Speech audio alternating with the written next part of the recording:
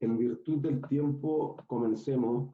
Primero que todo, buenos días. Disculpen que haya iniciado la sesión un poquito más tarde, pero en virtud de lo que apareció en la prensa y lo que nos indicaba la universidad como en el comunicado oficial, estaba poniéndole a todos los cursos sala de espera de nuevo, que quizás toma estos minutos estar viendo, aceptando, etc. Y, por ejemplo, mantener las características del chat deshabilitado, ese tipo de cosas que recomendaba la universidad.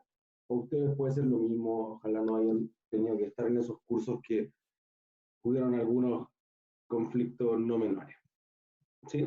Entonces, igual que el miércoles, vamos a aplicar la característica de que si alguien quiere hablar, levante la mano o simplemente abre el micrófono y vamos a hacer preguntas. ¿Sí?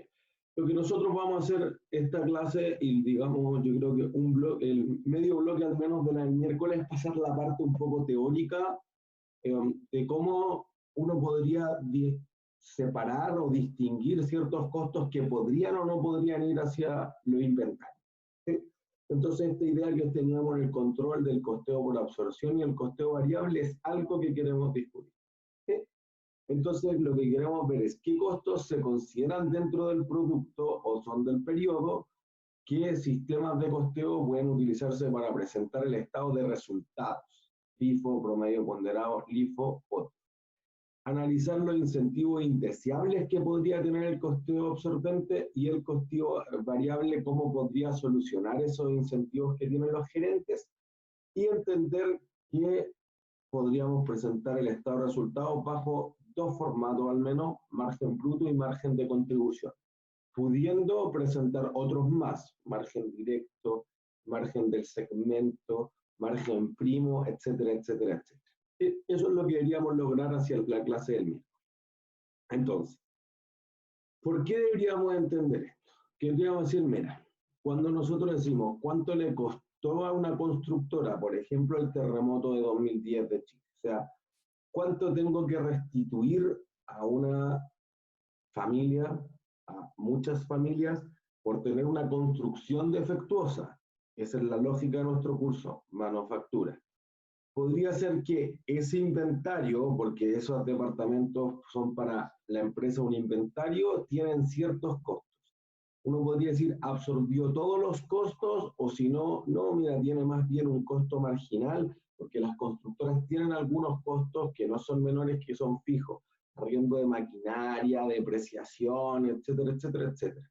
Entonces, podría ser que en ese caso tiene una cantidad no menor de costos que quizás no se incorporen. O, por ejemplo, CCU, se desmoronan todo tu inventario. Tengo que solicitar, por ejemplo, una compensación, un seguro que te restituya. ¿Ya cuánto te va a restituir? El precio de mercado, el costo, y si el costo es el costo de reemplazar esos activos, sí, para poder funcionar ya. Sea el costo de reemplazo, te va a decir, bueno, pero tú ya tienes la fábrica. Yo no tengo que incorporar todos esos costos nuevamente porque la fábrica ya existe, los trabajadores existen, entonces quizás tu costo de reemplazar esos inventarios solamente es costos variables de producción. ¿Sí? Entonces, fíjense que ese año CCU perdió 19.949 millones por el control. ¿Sí? Entonces, pérdidas de los inventarios, control de daños, tuvo que botar ciertas cosas, desmoronamiento, etcétera, pérdidas. Siguiente año recuperó 12.900 por liquidación de los seguros. Entonces uno dice, bueno, está bien, control de daños, pero ¿habrá sido eso los 7.000 millones de diferencia? Entonces uno ahí dice, quizá hay algunos costos que los seguros estuvieron dispuestos a recuperar y otros que no estuvieron dispuestos a recuperar, y CCU aceptó, quizás porque reemplazar esos activos, volver a tener esas, en este caso, cervezas en la foto, de vuelta, es mucho más fácil o es menos costoso en el total. ¿Sí? Entonces, nuestra idea esencial de un sistema de costeo es que propósitos distintos, costos diferentes. ¿Sí? Por eso que quizá hemos pensado en costo y gasto, en costos directos y costos indirectos, etcétera, etcétera, etcétera. ¿Sí? Entonces, quizás lo que tienen más claro hasta el momento es que los costos debieran ir al valor de los inventarios dentro de el estado de situación financiera o balance. Y luego los gastos deben ir al estado de resultados. Bueno, aquí vamos a tratar de cambiar el enfoque y vamos a hablar de costos inventariables, es decir, que son atribuidos a un activo, el inventario, o los costos del periodo. Y costos del periodo, seguro que podría ser un gasto en el estado de resultados, pero vamos a darle cierta flexibilización al concepto para ver qué podría significar otra cosa. ¿Sí? Entonces, que los costos de producción son distintos a los costos de explotación, con lo que cerramos el lunes pasado, perdón, es súper importante. El miércoles hicimos. ¿Sí? Profe. Entonces, por ejemplo, miren, este es el universo de las cosas que uno podría tener. La empresa podría decir que todo lo que hemos visto hasta el momento, costeo por absorción, el producto debe absorber todos los costos del periodo. Listo. O costeo variable. El producto debe absorber solamente los costos variables de producción. Claudio, te escucho. Profesor, ¿podría anotar en el chat el ID de la reunión, por favor?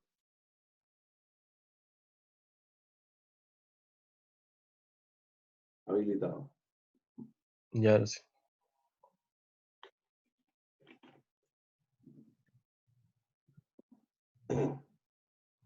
Entonces, costeo variable, uno podría decir, mira, perfectamente el producto absorbe solo los costos variables por estas razones. A veces se llama costeo directo, lo cual es un error grave. ¿Sí? No incorpora solo los costos directos, sino que también incorpora los CIF variables. Tú podrías ir al extremo, y hay algunas industrias que dicen, mira, estoy pensando en otro tipo de decisiones y lo único que necesito ahora es llamar costeo, necesito solamente materiales. Entonces voy a tener un costeo que se llama de marginal de corto plazo.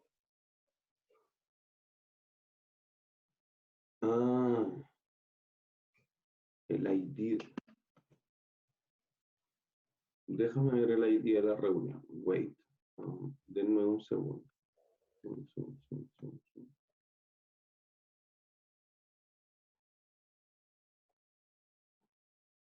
Pero de todas formas, cada uno de ustedes cuando entra puede ver el ID de la reunión. ¿Sí? O si no, en el link que se copia. Gracias. Lo mejor es que sigan el link de WordCurso, ¿sí? Entonces, uno podría decir, mira, yo solo quiero materiales, costeo súper variable o marginal de corto plazo, porque en el fondo de corto plazo, muy corto plazo, tengo a los trabajadores, tengo la fábrica, tengo todo, lo único que necesito para hacer una unidad más son los materiales. Listo, materiales directos en este caso. A veces ese se llama costeo total, chuta, como total, si lo único que le agrega al valor del inventario es el material directo, y todo el resto lo consideras que son gastos. Otra cosa. Costeo primo, objetivo, estándar, backflash. ¿Sí? Costeo backflash es algo bastante más moderno que dice, mira, yo no conozco exactamente todos mis costos hasta 3 meses, 6 meses, 10 meses y no sé cuántas unidades voy a tener. Entonces lo que hago es, primero, ver cuánto inventario tuve durante el periodo y estabilizar eso y después devolverme. Por eso se habla del flujo hacia atrás o el backflash. ¿Sí? O uno podría decir, mira, es que al principio me cuesta mucho hacerlo. Los costos de diseño que nosotros hablamos, los costos de introducción. Listo. Pero después yo solo me dedico a fabricar cuando vas aumentando el ciclo de vida del producto. Entonces yo le voy a dar un costo en un espacio más largo, en todo su ciclo de vida y lo voy a asignar. ¿Listo? Otra lógica. El costeo objetivo dice, mira, yo te doy un precio y eso tú le restas el margen objetivo y ese va a ser tu costo. Entonces no es el ingreso menos el costo del margen, va a ser el ingreso menos el margen del costo. Pero el orden de los factores no altera el producto. No es cierto, porque el costeo objetivo en este caso dice, mira, yo hago oro, yo extraigo oro, yo extraigo cobre, yo extraigo petróleo, entonces podría tener este precio que no cambia porque es un commodity y yo espero ganar 30% de margen. No, pero es que estamos ganando 15, no, 30. Entonces, ¿qué tiene que hacer la empresa? Empezar a reducir los costos. Entonces, cuando ocupa un costeo objetivo, por ejemplo, se setea en que es para conseguir el margen de utilidad que necesita la gerencia, los accionistas, los acreedores, etcétera. Ellos tienen que mapear cuáles son los costos que podrían reducir significativamente.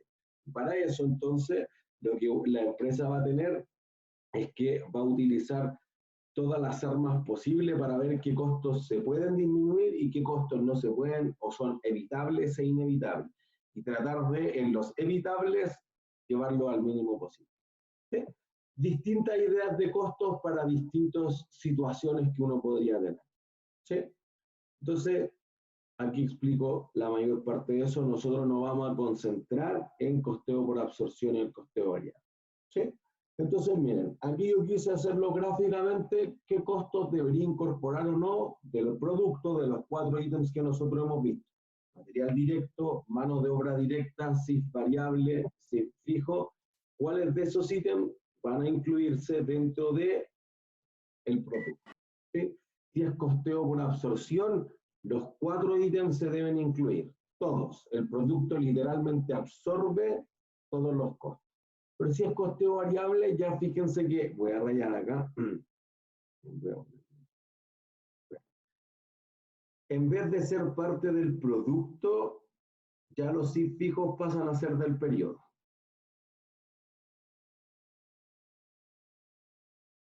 ¿Sí? Y solo estos son del producto, o son inventariables, o activables, como les seamos cómodos. ¿Sí? Entonces, fíjense que ya costeo primo es más extremo todavía, porque el costeo primo te dice, no, solamente los costos primos, MD y mano de obra directa son parte del producto. Ah, ya. O el costeo marginal de corto plazo, o super variable, solo los materiales son parte del producto. Ah, ya. Otra lógica. Podrían funcionar en cada situación, cada uno de ellos. ¿Sí? Entonces, ¿qué hicimos nosotros? Mira, por ejemplo, ¿por qué utilizar costeo por absorción? Porque la norma internacional de contabilidad 2, que mandata lo que tengo que hacer respecto a los inventarios, te indica que debería utilizar costeo por absorción. ¿Sí? Entonces, lo que supone detrás es que tanto los costos fijos como los costos variables son capaces de generarle utilidades a la compañía, generar beneficios económicos futuros. Y como todos pueden contribuir a la utilidad, entonces lo que produce es que todos esos costos deban activarse, llevarse al valor del inventario. ¿Entiendes? Entonces, los CIF, ¿qué dice? Dice lo siguiente, y esto es una discusión importante que ustedes vieron en la lectura. Los costos indirectos de fabricación fijos tienen un problema. Como son fijos, no cambian con el volumen de actividad. O sea, si yo produzco 100, 10.000, 10 millones, no hay diferencia. Pero además, lo que te va a ocurrir es lo siguiente. Tú dices, bueno, es que esa fábrica la tengo por 2 razones. Digamos que al menos son 4 razones, pero podría ir en la línea de mercado. Podría ser, mira, hay una línea que es, hay un mercado potencial de tantas unidades, por eso que mi fábrica es de este tamaño. Por el otro lado, hay en realidad una línea que dice, no, pues mira, yo voy a inundar el mercado, yo voy a ofertar con esta cantidad, y por eso la fábrica es de este tamaño. ¿Sí? Entonces uno va a decir, mira, si yo pienso en la oferta que entrego al mercado, entonces voy a hacer una fábrica que produzca tanto, que podría tener variaciones en corto plazo. Entonces, producen promedio tanto o realmente tanto. Eso es lo que vamos a llamar cantidad promedio o normal y la cantidad real o de corto plazo. ¿Sí?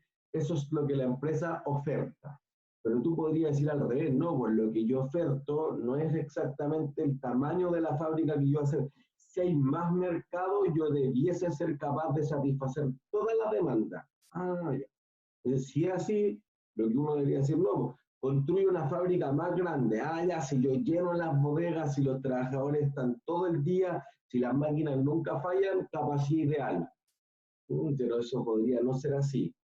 Bueno, ya las máquinas tienen mantenimiento, los trabajadores no vienen todo el día, o al menos no en todas las empresas, capacidad práctica. pero eso es lo mejor que debiese hacer. Sí, pero a veces no se va a justificar, o hay otras razones para no alcanzar el óptimo, porque tú tienes otras cosas inesperadas, extraordinarias, si quieren llamarlo así, en la práctica. Pues explotaron las máquinas, no llegó el proveedor, etcétera, etcétera, etcétera. Y nosotros llamábamos estos eventos aleatorios que les es imposible contemplar a la empresa. Ah, por eso produjimos menos. No es porque se demande menos el producto, ¿ya? O sea, al menos tenemos la capacidad ideal, la capacidad práctica, la capacidad normal y la capacidad real, que tienen que ver con en cuántas unidades voy a asignar. Si yo podría hacer 1000, pero en realidad llego a 800 y he hecho 700 en promedio, pero este vez hice 500 o hice 750, no sabría sobre cuál asignar los costos indirectos de fabricación. Alguien levantó la mano, lo escucho. Profe, una pregunta. Por ejemplo, si yo no podría hacer como empresa ocupar la capacidad teórica y la práctica como para llegar a un intermedio entre ¿cómo puedo decir? Lo óptimo y lo realista. Podría, pero por qué haría?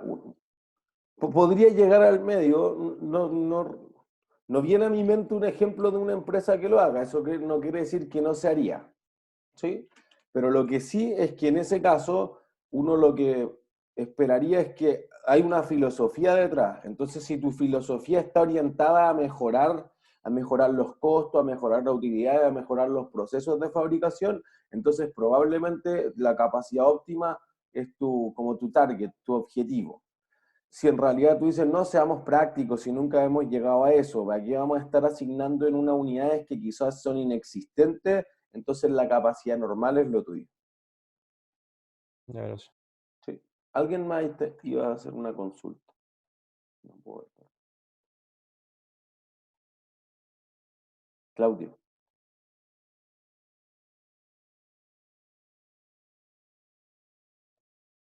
No te puedo dar audio. Date audio tú, Claudio. ¿O no? Quizás eso se había quedado desde antes. Bueno, sigo. Entonces, por ejemplo, nosotros decíamos, ¿qué dicen para IFRS en la NIC 2? Dice, mira, que se asigne sobre la capacidad normal. Entonces tú decís, ya, pues mira, yo pago 1.000.000 de arriendo y produzco 1.000 unidades al mes, entonces 1.000 pesos por cada una. En general produzco 1.000, listo, pero ¿qué pasa si un mes tú produjiste menos que 1.000? Entonces ahí te dice claramente la norma, lleve a pérdidas cualquier ineficiencia productiva. ¿Por qué hiciste 900? ¿Por qué hiciste 800? ¿Por qué hiciste 700? Bueno, tú vas a reconocer 800.000 en los productos y los otros 200.000 van a ir a pérdida. Ah, ya, entonces los productos realmente fabricados no absorben todos los costos. Hay una parte que igual va al inventario. Sí. Si alguien está entendiendo, debería decir, pero eso más o menos se parece a costeo variable. Es cierto, es cierto. Pero al menos fíjense que tú por producir muy poco no aumentas el costo en invierno de hacer helado. ¿Entiendes? Tú dices, mira, la capacidad normal es el promedio del año, entonces yo hago más helado cerca del verano, pero en invierno igual voy a tener el mismo costo. ¿Por qué? Porque el que haya menos producción quizás no influye en mi eficiencia operacional, solamente que yo estoy respondiendo a lo que puedo ofertar en ese momento. ¿Listo? Profe. Entonces va con la lógica de la capacidad normal. Escucho. Profe, este es el costeo por absorción, ¿no es cierto? Este es costeo por absorción. ¿Qué pasa si el promedio es 1.000 unidades, no sé, mensuales, Ajá. y un mes yo hago 1.500? ¿Cómo anotaría esas 500 unidades extra que hice? Ahí te genera un Eficiencia. problema, porque si es menos que 1.000, tú dices ya, pues que los trabajadores están flojeando, que están Una en pérdida. no pueden venir. Cuando es más, el problema. Cuando es más, viene un cuestionamiento de la empresa. Dice, si pude hacer 1.500, ¿por qué he hecho 1.000 todos los meses? ¿Sí? Si lo pude hacer en las mismas condiciones, entonces quizás debería recalcular la capacidad. Y entonces probablemente ahí la empresa va a ir no en la lógica de la capacidad normal, sino que la capacidad tampoco ideal, que es el extremo, pero la capacidad práctica. La capacidad práctica es como en los mejores estándares de funcionamiento posible. ¿Sí? Si por el contrario responden a, por ejemplo, un pedido especial solamente y tú lo tuviste que hacer en hora extra, etcétera, eso no entra en la capacidad normal, porque obviamente tú sabes que fue un pedido extraordinario en el fondo, un pedido especial. ¿Sí? Pero si considero esas 500 extra en tu próximo cálculo, depende. ¿Sí? Maximiliano. Porque tengo una duda que dijo que cualquier ineficiencia productiva se lleva a pérdida. Se refiere al costo y no al activo en sí, ¿no es cierto? Los costos, claro, pues, o sea, miren, voy a tratar de ponerlo en número. Digamos que nosotros tenemos 1 millón de costos, lo voy a rayar aquí arriba. Tus SIP fijos son 1 millón. Tu cantidad y digamos la cantidad real nomás. Después nos vamos en otra cosa más complicada, son 1000. Entonces, voy a poner cantidad producida normal, porque eso es lo que dice la norma. ¿Sí? Entonces ahora decir, mira, un mes produje 900 unidades. Aquí le voy a poner real. Y después voy a ocuparlo con otra cantidad, como decía José. Cantidad producida real, pero de 1300 unidades. Fíjense que para que el promedio sea 1000, algunas veces voy a hacer más unidades, algunas veces voy a hacer menos unidades. Entonces, tus SIP fijos por unidad debiesen ser sin nada más sofisticado. Eso lo vamos a ver la próxima semana. 1 millón partido por...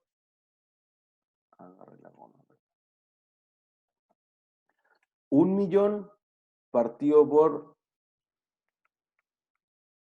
1000 unidades. Entonces es 1000. Listo.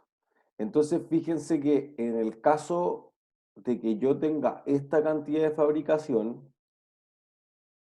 1000 por 900 unidades van a ir a dar al valor del inventario. Costos de producción, digamos, 900.000. Pero uno va a decir, pero ¿cómo si yo pagué arriendo por 1 millón? Tengo 100.000. Bueno, esa es cuando la capacidad productiva estén por debajo de esa cantidad. Y cuando estén por debajo de esa cantidad, entonces uno va a decir, mira, esta ineficiencia, voy a rayar este pedacito que nos queda acá en las láminas, esta ineficiencia productiva fue de 100.000. Bueno, eso va a ir como una línea como pérdida al estado de resultado. Entonces, 900.000 son incorporados al valor de los inventarios que quizás nunca se vendieron y 100.000 van a ir como gasto al estado de resultado para efectos de la IFRS. Ojo, es un enfoque. Si nosotros hacemos esto de acá, entonces te va a ocurrir lo contrario, porque, y esto era lo que preguntaba José, si en realidad tú produjiste más de lo normal, entonces tú vas a decir, mira, tengo los 1000 por cada unidad, 1300 unidades por 1000, 1.300.000. Entonces, en realidad, tu eficiencia productiva, voy a tacharle aquí la primera parte, fue menos 300, en el fondo tengo menores costos. Entonces, en ese caso, es más complejo para la empresa. Podría hacer eso, en vez de disminuir los gastos, aumento los ingresos. O sería lo que sería lo equivalente a, en vez de aumentar los gastos en el caso de la ineficiencia, disminuyo los gastos o los costos de explotación o de venta en el caso de más unidades. Pero el segundo cuestionamiento, que creo que era hacia donde iba la pregunta, era, bueno, pero si pudiste hacer 1300, ¿por qué no me mantengo en 1300? Bueno, es que si tú después empiezas a utilizar acá, voy a cambiar de color, si tú en vez de ocupar 1000, tú dices, llegué a 1300, entonces voy a ocupar para siempre 1300, ya no es tu capacidad normal, es tu capacidad práctica. Que en la mente de la empresa, en la mente de los gerentes de la empresa, digamos, está pensando en mejorar. Y ya es una filosofía distinta. No es lo que pudimos hacer, es lo que podríamos hacer. Y quizás entonces en ese caso lo que tú necesitas no es costeo por absorción. Lo tuyo es costeo por objetivo o es costeo estándar. Yo te fijo un estándar de calidad y tú tienes que producir a eso. Todo lo que esté por encima de eso te lo descuento del sueldo. Oh, chuta. Ya, entonces hagámoslo así. Podría ser muy eficiente, podría ser muy desmotivante. ¿Se entiende? Hablen. Max, Florencia, no sé, cómo quieran. Profe, tengo una duda. Que dijo que los 100.000 de diferencia de la producción de 900 iban ya a los gastos, ¿cierto? Pero en el caso de los 300, ¿a dónde iban? Disminuyo los gastos. También en gastos. Sí. Ya, Como, perfecto. como que en un momento disminuyo los costos, perdón, aumento los costos con los 100.000, entonces como que cargo los costos contra el arriendo por pagar. Sí, si lo quieren Ya, ver súper. contablemente. Y en el otro caso, abono los cargos, perdón, los costos de explotación contra el valor de los inventarios. Antonia. Y profe, si es que producir 1000 es como lo normal, Ujú. y después me pongo a producir 1300, ¿no será posible que yo acumule después como en el inventario? Como porque a lo mejor si produzco 1000 es porque eso es más o menos lo que me demandan, ¿o no? Como que después con los 1300 me vaya como sobrando un poco. Que hacia allá voy, pues por eso que uno podría decir, bueno, esas 300 son en realidad algo que siempre voy a hacer. Sí, es que no habíamos entendido el mercado del producto, pero ahora ya tenemos un contrato con un cliente, listo. Si en realidad es solamente un pedido especial, digamos un dato atípico en el sentido estadístico, entonces no lo debiese considerar en el promedio. Entonces tu capacidad normal va a seguir siendo 1000 porque si tú produces mascarilla o alcohol gel, no estamos seguros que deberías considerar lo que estás haciendo hoy en día para tu demanda de largo plazo. ¿Se entiende? Entonces, si alguien dice, no, pues que el COVID es una cosa estacional solamente, listo, entonces la empresa va a seguir pensando en 1000 después de que haya fabricado 100.000. Pero después la demanda regular por mascarilla y por alcohol gel es 1000. Entonces está pensando en la demanda. Pero dice, no, pero es que ahora yo el mejor del mercado, entonces voy a ofertar más. Podría ser otra cosa.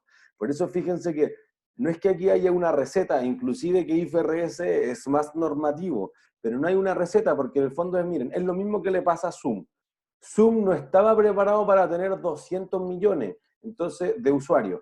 Por eso que en realidad se han visto superados. Entonces no es así una empresa tipo Cisco System o Microsoft o Google que son gigantes consolidados. Es una empresa que tiene un buen programa dado sus costos, ¿sí? Cisco, Webex de Cisco System es mejor, claro, pero vale muchísimo más. Entonces uno dice, mira, este tiene ciertas características que funcionaban para 10 millones de usuarios. Para 200 millones de usuarios, no sabemos. Entonces, de nuevo, tú tendrías que decir, ya voy a invertir toda la plata del mundo. Bueno, ¿y qué pasa si tus 200 millones de usuarios, cuando se acabe la cuarentena, vuelven a ser 10? Ah, no, pero es que mira, hay una parte que va a teletrabajar después para siempre y que después se va a volver mucho más digital, la educación, etcétera. Imagínense que hay 90.000 universidades, colegios, etcétera, en el mundo que ocupan Zoom. Entonces, nadie está preparado para que tú pases de 10 a 200, te multipliques por 20. Entonces, que en 3 meses tú tengas un aumento de 19.000% en tu demanda, no conozco otra empresa en la historia que haya. Bueno, entonces alguien dice, yo creo que ahora se mantienen los 200 millones para siempre. ¿Por qué? Porque pagaron por el año, o pagaron 5 años. Ya bueno, puedo incorporarlo, podría ser la filosofía 1, pero quizá una parte importante usted dice, no, después de esto van a abandonar Zoom nomás y total no me voy a seguir juntando con la gente a través de Zoom, entonces nadie lo va a usar los sábados, la noche y va a tratar de simular que está carreteando. Listo. Son dos filosofías. Quizás las dos están bien, solamente depende de cuál sea la óptica de los administradores, de los gerentes de la compañía respecto a las perspectivas de cantidad producida o servicio entregado, en este caso consumo. ¿Sí? Sí, gracias. ¿Me di qué? Entonces, voy a borrar esto para pasar a la siguiente slide. Entonces, el costeo variable te dice, mira, nuestra óptica no es si son costos, si son gastos, sino que si son variables o si son fijos. Y solamente la parte de los que haya ocurrido en la fábrica van a ir al costo del producto. ¿Sí? Entonces, lo que uno dice es, Los costos fijos responden a la capacidad instalada que tiene la compañía, el tamaño de la fábrica. Mientras más grande sea, más costos fijos va a tener. Pero eso no tiene nada que ver con la cantidad producida. Entonces no son costos de producción. Listo. Esa es la filosofía de costeo variable. Porque dice, no, pues si yo hago una unidad más, no necesito incurrir en que el trabajador destine horas, no necesito incluir suministros, no necesito gastar más electricidad, no necesito tener más materiales. Esa es la lógica del costeo variable. ¿Se entiende? Pero para eso la empresa necesita diseñar su sistema de costeo de otra forma, porque necesita plantearse una forma distinta, porque en el costeo por absorción tú dices, mira, costos de la fábrica y costos fuera de la fábrica, todos los de la fábrica hacia el producto. Listo. Es fácil, es simple. Por eso que muchas empresas lo utilizan y además tienen que reportar externamente con costeo por absorción. Listo, no nos compliquemos. Pero si alguien entendió una parte significativa del capítulo, el gerente tiene un incentivo indeseable, que es producir mucho más para hacer economías de escala y reducir el costo unitario, y que eso mejore artificialmente al producir más, no al vender más, la utilidad de la empresa. Entonces ocupemos costeo variable para corregir eso. Sí, pero para ocupar costeo variable tú deberías ser capaz de separar los costos en variable y fijo. Ojalá hasta el momento les parezca súper fácil. Realmente no es tan fácil. Cuando yo diseñé el sistema de costeo de la metalmecánica, lo que tuvimos que hacer fue agarrar todas las facturas de los últimos 7 años, creo, en ese momento, la estratifiqué por ítem de costo y después tuve que empezar a ver cuántos pedidos habían aceptado. Ni siquiera cuántas unidades habían dentro del pedido, lo reduje a pedidos. Y después correr una regresión de todos esos ítems para ver qué parte era fija y qué parte era variable. Si alguien todavía no hace econometría o estadística 2 hacia el final, eso ya es más complejo. No es una cosa así imposible de hacer, pero es más complejo y quizás las empresas que tienen muchos productos, que tienen muchos tipos de materiales, que tienen muchos registros en la bodega de que salen y entran, les es mucho más complejo manejar eso y quizás no tienen información suficiente. O quizás en la óptica de la clase 2, quizás no quieren hacer eso. Es demasiado costoso administrativamente darle más precisión a ese sistema de costeo y parece innecesario. ¿Se entiende? Entonces, para llevar un costeo variable, al menos tú los tienes que separar en variable y en fijo. ¿Se entiende? Y entonces, quizá ahí la mejor pregunta es, ¿necesitan ser clasificados en directos y en indirectos? Y si necesitan ser clasificados de esa forma, ¿debería ser relevante o no? Bueno, es una de las dudas, porque uno dice, si son costeo por absorción, fíjense, me da lo mismo si son indirectos o directos, todos van al costo del producto, pero entonces, bueno, lo puedo medir económicamente, o no sé, te entra la duda, listo. Si te entra la duda, da lo mismo, porque el producto igual que debe absorber el costo, sea directo o sea indirecto. Entonces me puedo ahorrar toda esta super tecnología, todos estos trabajadores que en realidad estaban tratando de medir con exactitud. Sí, listo. Ya, entonces costeo por absorción tiene esa ventaja. Costeo variable debiese separarlo en variable y fijo, pero debiera clasificarlo en directos e indirectos. Quizás sí. Quizás la empresa todavía no quiere estar asignando los costos en promedio, quiere tener una cantidad exacta de costos y todavía necesitan ser clasificados en directos e indirectos. ¿Sí? Pero alguien puede decir, no, está de más. Cierto. Si lo separo en variable y en fijo, es suficiente. No necesito saber qué parte de los variables es directo e indirecto si la empresa está satisfecha con eso. Insisto que aquí no hay una receta. Podría ser que dos empresas distintas escojan distintas cosas respecto a clasificarlos como directos e indirectos o no hacerlo. ¿Sí? Duda hasta ahí. No hay duda. Yo, profe, Te escucho, Ricardo. es que en el caso de costeo variable, la mano de obra directa son los sueldos, ¿cierto? Una parte de los sueldos. Claro, pero los que son directos con el producto, por supuesto. Ya. Y en esos casos es como un promedio, no sería indirecto. O sea, no es que yo meta ¿Cómo todo un el sueldo, promedio? quiero decir que no es que yo meta todo mi sueldo en una unidad, sino que Ya, ese pues. sueldo se reparte en varias unidades, en un supuesto, en una cantidad promedio de unidades. O puede ser el total de unidades que hice en el periodo. En el total que tú hiciste en el periodo. O sea, mira, es que eso ya es una derivada, una tercera derivada del problema. Fíjense que nosotros tuvimos 2 semanas y media diciendo nuestro problema es si son costos o son gastos más o menos, listo. Ya. Ahora nuestro problema son los costos indirectos. Entonces, una derivada del problema es si todos deben ir al producto o solo los variables deben ir al producto.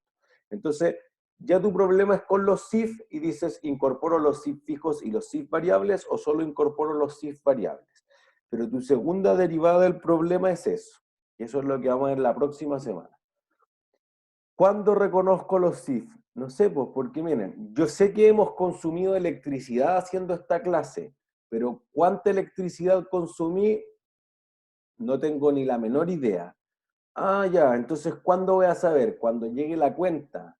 Chuta, ¿y cuándo va a llegar la cuenta? ¿En un mes? Bueno, no sé, si es que no paso a la portería a buscarla, quizás la veo en un mes y medio, en 2 meses, no tengo idea. Ah, pero es que yo necesito el costo ahora. Listo, costeo normal. Necesito hacer al menos una estimación de cuánta electricidad consumo. No da lo mismo si es muy bajo, costeo real, cuando llegue la cuenta. Entonces, esa ya es una tercera derivada del problema. Creo que trasciende un poco ese problema acá. Pero sí, ¿cómo llego a cuántas unidades podría fabricar el trabajador? Bueno, porque la empresa tiene una estimación de eso. Dice, mira, por eso yo necesito 3, 5, 10, 20 trabajadores bajo estos estándares. Si el trabajador no cumple con esos estándares, es probable que lo eche. Así que es cierto, es probable que para la empresa sea más complejo en la realidad asignar el sueldo sobre una capacidad que es promedio o normal o que es real, pero tercera derivada del problema. Y obviamente nosotros igual estamos simplificando la realidad de la empresa. La empresa se le vuelve más complejo eso todavía.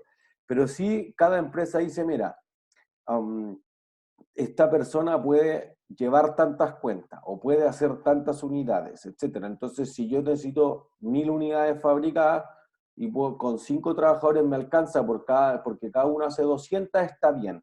Si necesito hacer 1100, quizás necesito un tercer trabajador que no está a total capacidad, bueno, entonces lo contrato por medio tiempo o lo contrato completo, pero medio tiempo trabaja y medio tiempo se dedica a hacer otras cosas. Es que al principio no va a alcanzar a cumplir en medio tiempo esa capacidad, porque tiene que aprender más complejo de la realidad. Existe una curva de aprendizaje de los trabajadores en ese caso. Y esa curva de aprendizaje hay que modelarla, y eso sí en serio es más complejo y nunca lo vamos a ver en este curso. ¿Sí? Es bastante más complejo. Para nuestro efecto vamos a decir, mira, los trabajadores llegan capacitados, listos, y todos hacen lo mismo para simplificar un poco, para reducir la realidad. Pero es obvio que para la empresa podría ser mucho más complejo. ¿Sí? ¿Dudas hasta ahí? Gracias, profe. No hay de qué. Antonia, ¿tú tienes otra pregunta o la mano se quedó arriba? No, se quedó arriba. Ya la bajo.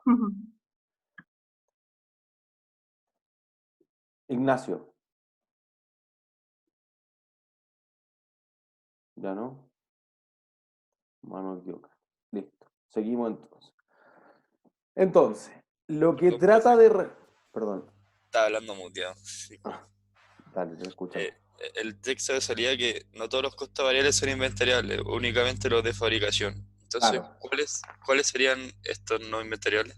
Creo que le habría dicho que llegue más o menos todo. Da igual. Aquí está.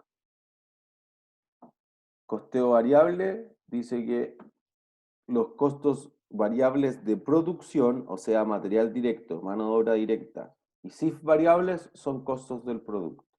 Entonces, los que son fijos, que única y exclusivamente los SIF tienen un componente fijo, son gasto o del periodo. ¿Sí? No entra el gap variable, no entra el gap fijo en ningún caso. Muchas gracias, profe. ¿No hay de qué?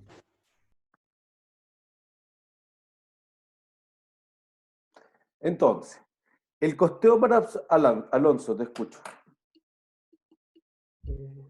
Sí, profe, es que en el libro, en el capítulo 9, sale que el costeo variable es más conveniente para las decisiones de corto plazo y evaluación del desempeño, y el absorbente para el largo plazo. Lo que no me queda claro, ¿por qué el absorbente es más óptimo en el largo plazo? Porque cuando tú decides invertir en una fábrica más grande, no piensas si mañana vas a vender una unidad. Entonces, cuando tú estás mirando invertir en una fábrica, tú dices ya, los próximos 10 años, los próximos 20 años, ¿se justifica el aumento de la demanda? Sí. Pero cuando tú dices, oye, me vende una unidad extra, pero cuando no, solo mañana, no, nunca más te voy a pedir nada. Porque, ya bueno, entonces en ese caso solo necesito materiales, trabajadores y otros costos indirectos. Entonces ahí piensas como en el costo marginal. Por eso se habla del costeo de corto plazo, porque en el fondo en el corto plazo no necesito hacer otra fábrica. Pero si para siempre me piden una unidad más, quizás sí necesito ampliar la fábrica. Entonces más bien es una decisión de largo plazo, y por eso que el costeo por absorción tiene este problema de ya, pues, ¿qué cantidad? Cuando la fábrica esté gigante, con las que hemos hecho hasta el momento, las que realmente hice este mes, este día, esta semana, o las que podría hacer en un mundo ideal. Problemas de capacidad, ¿se entiende? Por eso que el costeo por absorción, como necesita los costos fijos provienen fundamentalmente de activos fijos, si quieren pensarlo así. O sea, provienen de propiedades, plantas y equipos que te generan costos. Y esos costos, entonces, esencialmente son activos que tienen una vida útil económica muy larga. ¿Sí? Por el contrario, en el costeo variable, la mayor parte de los costos del producto provienen de trabajadores que no son activos, materiales indirectos y materiales directos, digamos materiales que son parte de tu inventario, si un activo de corto plazo. Entonces, si lo quieren pensar en que los costos provienen de un activo no corriente en el costeo por absorción, o una parte, y en el costeo variable provienen de activos corrientes o de corto plazo, es una buena razón para entenderlo así. Gracias, profe. No hay de qué. Entonces, ¿qué estamos tratando de responder? ¿Dónde ocurrieron los costos? ¿Sí? Entonces, tratan de responder cosas distintas. El costeo por absorción dice, son costos, listo, absórbelos todos. El costeo variable no dice eso, dice cuáles de estos costos son variables y cuáles son fijos. O sea, cómo se comportan los costos. Los que sean variables de producción, absórbelo. Los que sean fijos, llévalo al estado de resultado. ¿Sí? Por eso que se habla que costeo por absorción tiene mayor feeling, si quieren, tiene una mejor relación al presentar el estado de resultados bajo el margen bruto, que es todo lo que hemos hecho en el curso. Por eso, por ejemplo, en el TEC de la semana pasada, nosotros dijimos, mira, como ustedes justo habían leído en la mañana, les puse una preguntita, pero en realidad si alguien no hubiera sabido nada distinto de costeo por absorción y costeo variable, es probable que podían contestar casi todas, excepto la del inventario final. Entonces, ya listo. Todo lo que han ocupado hasta el momento es el margen bruto y el costeo por absorción, pero al menos ya debieran sentir que el costeo variable te podría llevar a tomar mejores decisiones, pero quizás tu enfoque no es al margen bruto, sino al margen de contribución. ¿Sí? Aquí el margen de contribución, lo vamos a colocar gráficamente. ¿Sí? Entonces, pero uno podría decir, mira, ¿qué es el margen bruto y qué es el margen de contribución? Ya, el margen de contribución es el precio de venta menos el costo de la venta, simplifiquémoslo, ¿sí? Menos el costo de explotación. Tu margen de contribución va a ser tu precio de venta menos los costos variables unitarios. No es solo los dos costos, no. ¿Y bajo qué sistema? No sé. Podría ocupar el margen de contribución también para absorción. Tu lógica está más orientada a la toma de decisiones, ¿sí? Podrían haber otros márgenes, claro, por ejemplo, si yo ocupo costeo primo, quizás el margen primo, precio menos costos primos, o el margen directo, Ingresos menos costos directos. Ah, ya, chuta. ¿Y podrían haber otros? Seguro que podrían haber otros. Uno podría, digamos que el margen es una línea que tiro entre los ingresos y una parte de los costos. Bueno, ustedes podrían tirar la línea donde quieran. Maximiliano. Porque en el texto salía como para sacar el margen de contribución en los estados de resultados, que era el ingreso total menos los costos de mercancía vendida variable, menos los costos de marketing variable. Pero no entiendo por qué se relacionan los costos de marketing variable. Porque son variables. Entonces, tú dices, ah, ya, pero es que no son costos. Sí, pero es que tu orientación no es así, son costos o son gastos. Es si son recursos que varían o que no varían. Entonces, si varían, eso debiese ser suficiente para decir que se deben restar del margen de contribución, porque uno dice, pero es que son gastos. Sí, pero al vender una unidad yo tengo que pagar más, digamos, comisiones, por ejemplo, o más costos de despacho. Entonces, si uno tiene eso, decir, ya, pues con eso debiese ser más que suficiente de decir que con esos costos de despacho va a reducir tu utilidad o tu margen de contribución. Ya. ¿Sí? Profe, Ajá. ¿puede repetir lo que era el margen de contribución? El margen de contribución por unidad es tu precio de venta menos tus costos variables. Gracias. ¿No hay de qué?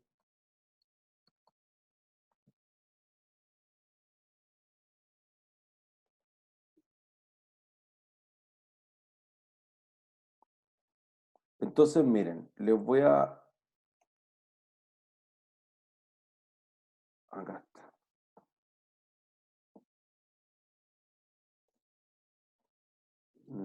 Aquí, miren. Por ejemplo, para que uno dice, sí, siempre hemos trabajado con margen bruto, eso no quita que las empresas puedan hacer otras cosas. ¿Qué estoy mostrando yo?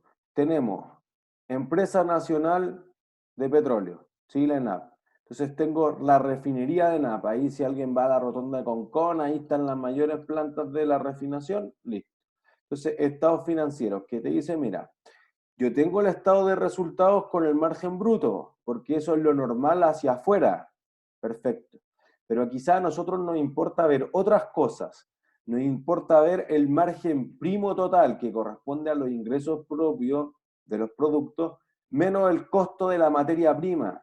Ah, chuta, esto es margen menos materia prima, no es margen menos costos primos. Ya, entonces fíjense, el margen primo es como ingresos menos materiales directos. Listo. Entonces alguien podría decir, ah, ya, entonces, ¿cómo le llamamos al que es ingreso menos material directo y mano de obra directa? Margen directo. ¿Sí? Entonces alguien podría decir, mira, yo quiero asociar la información de otra forma. Bueno, asócielo como más le sirva. Esto es lo que dice la empresa. Entonces dice, mira, para mí es súper importante el margen primo por cada barril de petróleo en dólares. Listo, entonces cuando eso baja, no sé, del 2013 al 2014, te genera problemas porque no alcanza a pagar los costos fijos. Entonces yo no voy a frenar las máquinas, no voy a pagar todo lo que tengo ahí en la refinería de Concón. Entonces me importa bien poco el resto. Ahí está. ¿Entienden? No lo inventamos. ENAP, chilena. ¿Sí? Entonces, podría ser que la empresa se oriente hacia otras cosas. Eso es una parte importante. Además, ¿con qué debería estar relacionados los costos del periodo? ¿Con la cantidad vendida o con la cantidad producida? Respuesta definitiva con la cantidad vendida. No debiese ser de otra forma. Si está relacionado a la cantidad producida, es un desincentivo, porque el gerente puede vender cero, pero producir mucho más, y eso influye en la utilidad del periodo. Y eso no es lo que uno debería permitir. ¿Sí? Entonces, tanto absorción como variable generan los mismos incentivos para los gerentes, no. No es así. ¿Sí? Eso debiéramos tener claro hasta el momento. Entonces vamos... Profe, ¿qué fue el último que dijo, por favor? Que si el costeo por absorción y el costeo variable generan los mismos incentivos para los gerentes, no. No generan los mismos incentivos. Por la razón que vamos a explicar ahora. El costeo variable te entrega que si tú tuviste de costos fijos 1 millón, 10 millones, 50 millones, 100 millones, todo eso es una pérdida para ti. No en el sentido de la definición de pérdida, pero digamos que si tú vendiste 0, tu estado de resultado va a decir 0, 0 y todos los costos fijos. Porque los costos pasan a ser del periodo. Entonces el gerente dice, yo produje 1000 y no vendí nada, no gano nada extra. Produje 10.000, no gano nada extra. 1 millón, no gano nada extra. Entonces, como no gano nada extra, lo que vamos a tener es que fundamentalmente tú podrías decir, listo, esa empresa, o en ese caso, la empresa debiera tener ese, digamos, el gerente de esa empresa, tendría que tener cuidado en que producir mucho más no le va a traer más utilidad. Y por el contrario, si yo produzco una cantidad gigantesca, voy a incurrir en otros costos. ¿En qué costos? Por un punto premio. Producir mucho más o tener grandes volúmenes de inventario, ¿qué costo aumenta? Almacenamiento. Almacenamiento, un punto cada uno. ¿Sí? Eso es, bodegaje esencialmente. Esos son los costos, digamos, tangibles, entre comillas, como que son visualizables, uno los puede ver fácilmente, pero podría haber un costo de oportunidad, pues. Como tengo un inventario, tengo un activo y ese activo debe generar una rentabilidad, hay un valor del dinero en el tiempo, porque atrás hay bonistas, hay accionistas, hay prestamistas que esperan algo de rentabilidad. Ah, ya, hay un costo de oportunidad. Y además podría ocurrir que te los roben, que se venzan, que caduquen, que expiren, como quieran llamarlo, que se evaporen, se lo coman los ratones. Ah, ya. Entonces, esa posibilidad de que haya mermas es otro costo de que es, digamos, no es tan fácil de visualizar, pero que eventualmente los gerentes van a sufrir. Por lo tanto, producir y producir y producir, si no te trae ni mejores utilidades y además va a incurrir en otros costos, es ilógico. Por eso que el gerente se preocuparía de producir lo justo y necesario para vender. Las empresas que seleccionan costeo variable puede decir que ellas se deberían empeñar en eliminar los costos. De nuevo, no te escuché la última parte. ¿Profe? Ajá, te escucho. Ahora sí. Las empresas que seleccionan el método de costeo variable deberían empeñarse en eliminar lo más posible sus costos fijos, ¿o no necesariamente? No necesariamente. Porque los costos fijos quizás son inevitables. Pues, ojo, tú no puedes eliminar la fábrica. No, chequemos la fábrica. ¿No? Porque, ¿por qué? Pues si la tengo produciendo a lo que más da. ¿Entiendes? El que sean fijos no hace que se use una empresa poco rentable y tenga una super fábrica. O la papelera. O las empresas mineras dicen, no puedo, porque si yo hago un yacimiento chiquitito, por el contrario, los costos fijos son desproporcionados al tamaño de la empresa. Entonces quizás tengo que hacerlo mucho más grande por la razón económica, economías de escala. Entonces el sistema de costeo debería apoyarte para tomar ese tipo de decisiones, no conflictuarte en el fondo. ¿Bien? Lo que sí tratan de hacer las empresas cuando utilizan costeo variable es despreocuparse de que sean fijos. Porque si no, el gerente bajo costeo por absorción sí está considerando que los costos fijos se deben incorporar, entonces produzco más para crear este incentivo.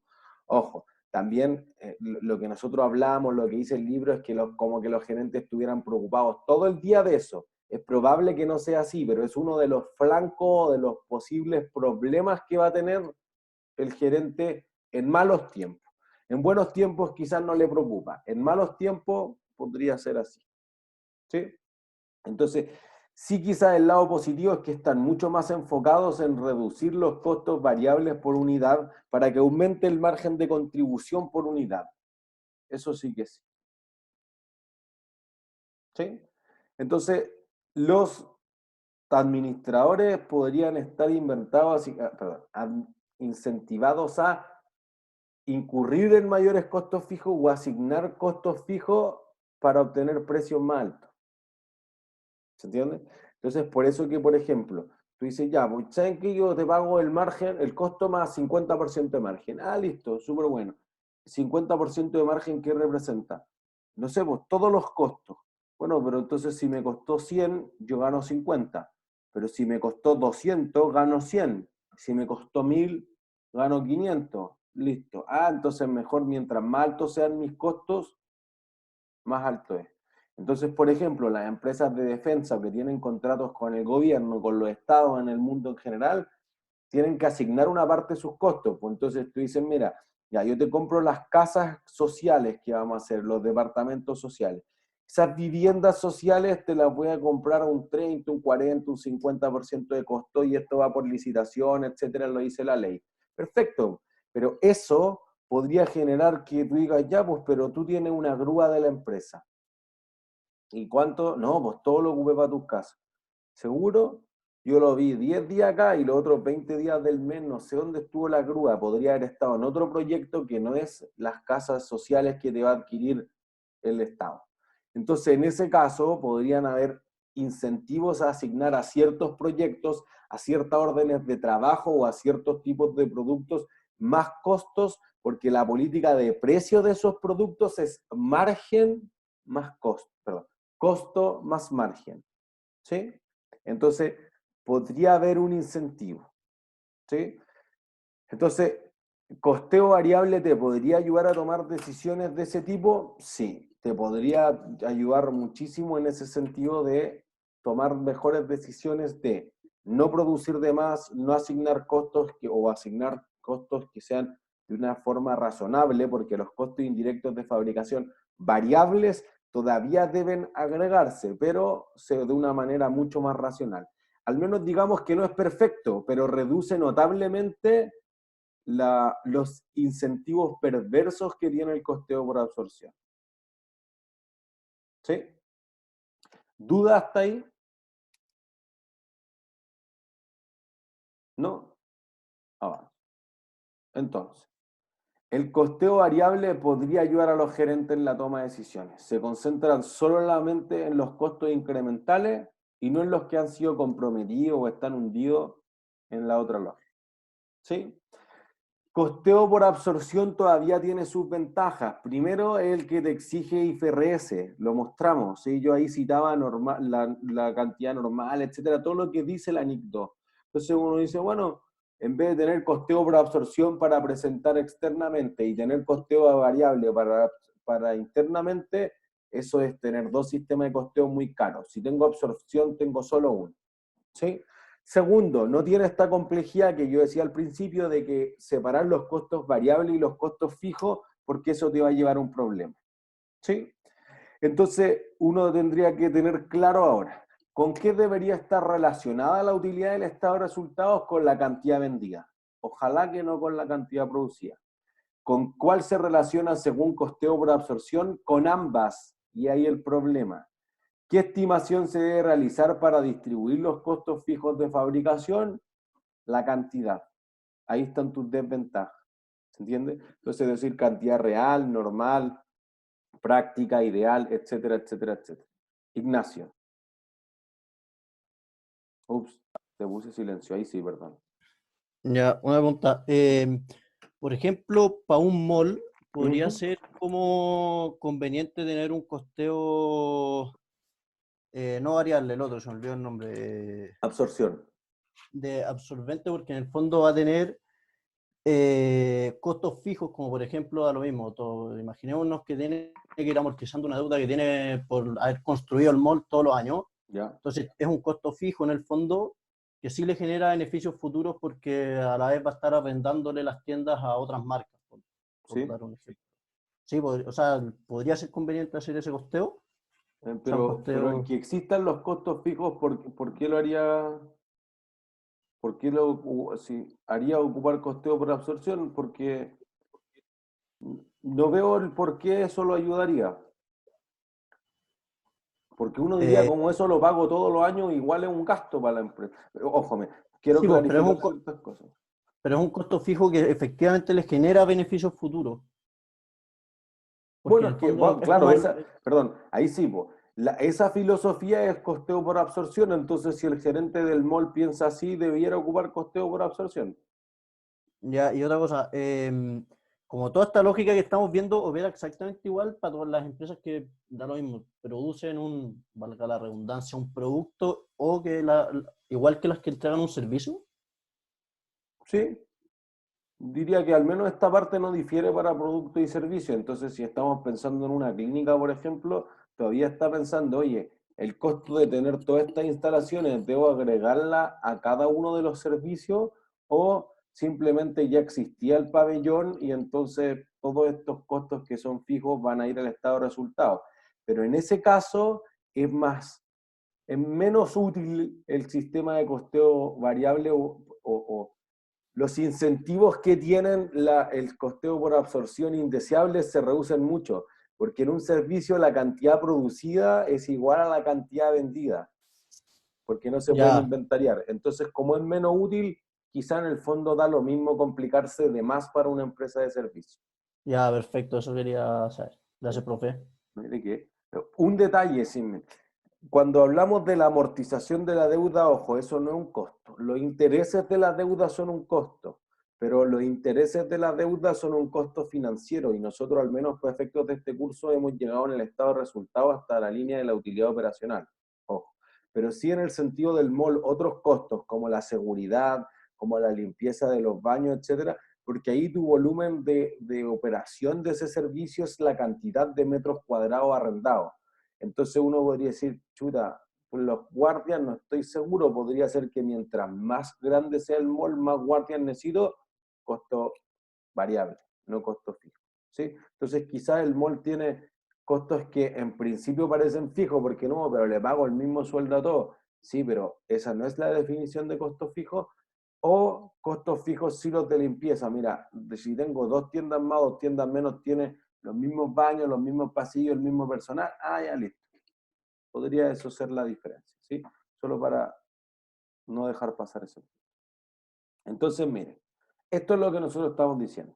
Costeo por absorción, todos los 4 ítems de costos de producto van al producto y los costos de no producción van al estado de resultados, los gastos de administración y venta, ¿sí? En cambio, costeo variable va a incorporar en el producto solo el material directo, solo la mano de obra directa y solo los SIF variables, no los SIF fijos. Y entonces el resto de los costos son del periodo, tanto los SIF fijos como los GAP variables y los GAP fijos. ¿Sí? Entonces miren cómo quedaría el estado de resultado y con eso termina. Esta es tu lógica. Nuestro formato tradicional está a la izquierda, ingresos por venta menos costos de venta o costos de explotación, margen bruto, menos gasto de administración y venta igual a utilidad operativa. Pero podría ser como a la derecha, ingresos por venta menos los costos y gastos variables, margen de contribución, menos costos y gastos fijos, utilidad operativa. Y la podría hacer exactamente la misma utilidad. ¿Sí? Entonces aquí hay una complicación y esta ha sido una discusión que hemos tenido con profesores varias veces. En especial los profesores con más experiencia, para no decir más viejos, ¿sí? Con más experiencia. Porque dicen, no, es que costeo por absorción siempre es con margen bruto y costeo variable siempre con margen de contribución. No es así. Es una regla que trata de insinuar el libro, pero el libro ya es una simplificación de la realidad. La clase también es una simplificación de la realidad, pero otras empresas ocupan otras formas. Acabo de mostrarle a Nat, y podríamos buscar 5 o 6 empresas que ocupen otras formas. El formato del estado de resultado es el cómo tú ordenas la información.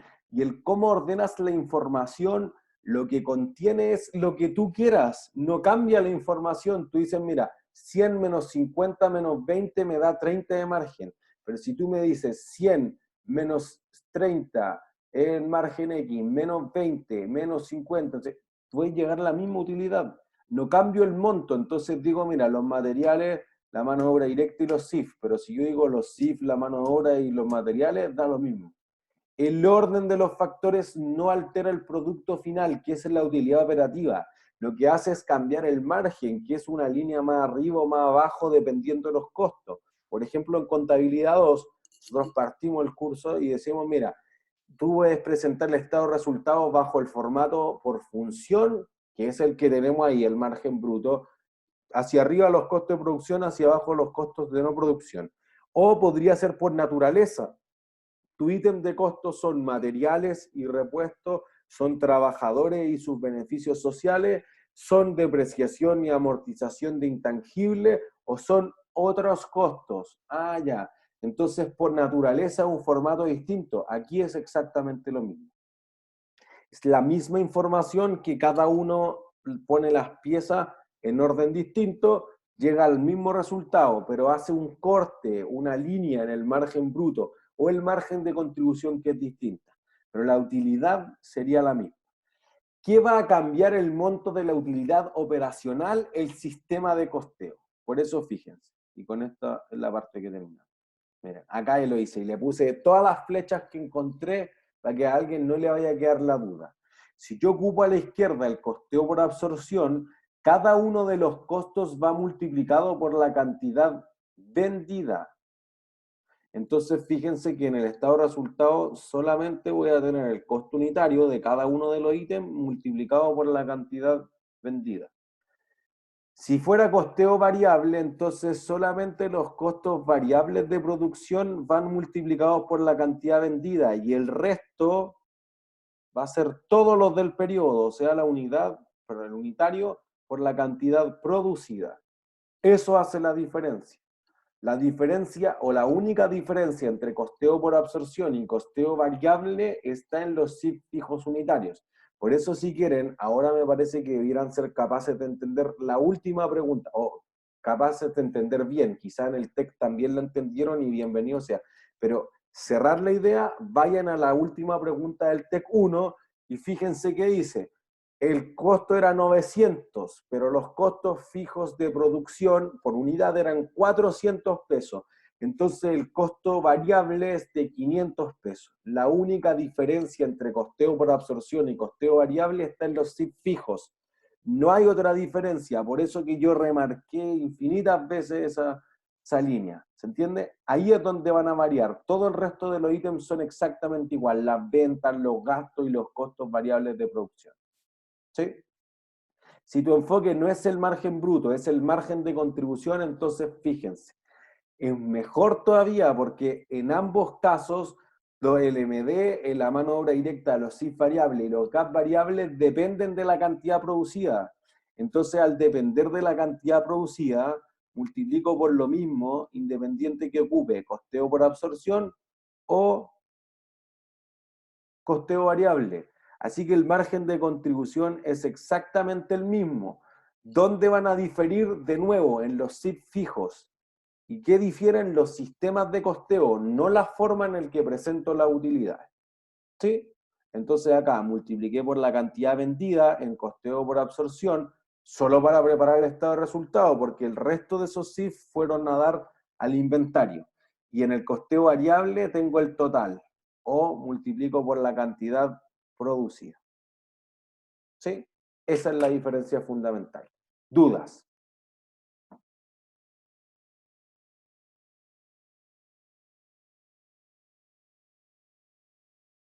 ¿No hay duda? ¿Todos claros? Ignacio. Ya, es que, profe, todavía no me hace sentido lo último que dijo, ya que cuando hablaba margen de contribución por costo variable, es el precio de venta menos los costos variables unitarios. En el caso de coste de absorción, lo que yo había entendido a través de la lectura que era precio de venta menos costos variables de la producción. O igual. ¿Bajo costeo por absorción? Ya me entendí, me acabo de contradecir solo. Porque, miren, si pusiéramos esto al lado, lo que yo hice acá fue solamente invertir el orden. Perdón, voy a borrar esto. Pero fíjense que lo que yo hice fue invertir. Acá el gap variable lo puse abajo y el SIF fijo lo puse arriba. Pero lo que hice después fue pasar el SIF fijo hacia abajo y el gap variable hacia arriba. Entonces fíjense que corrí la línea. Si hago esto, solamente corrí la línea. Ups, me pasó. Pero corrí la línea. ¿Se entiende?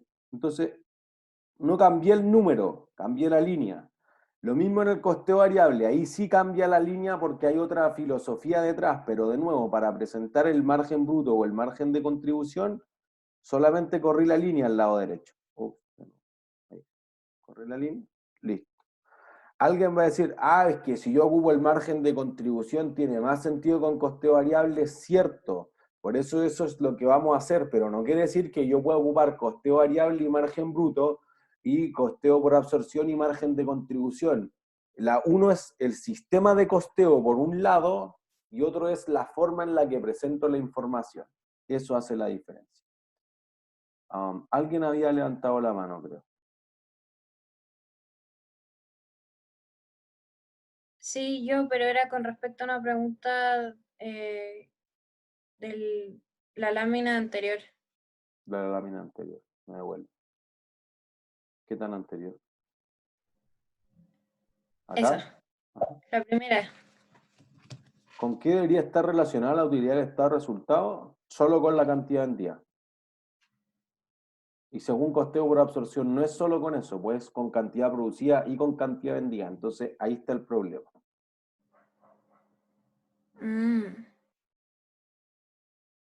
Sí, o sea, si yo vendo más, debería generar más utilidades, pero bajo costeo por absorción podría producir más, no vender más y aún así obtener más utilidades. Entonces, ahí tu problema.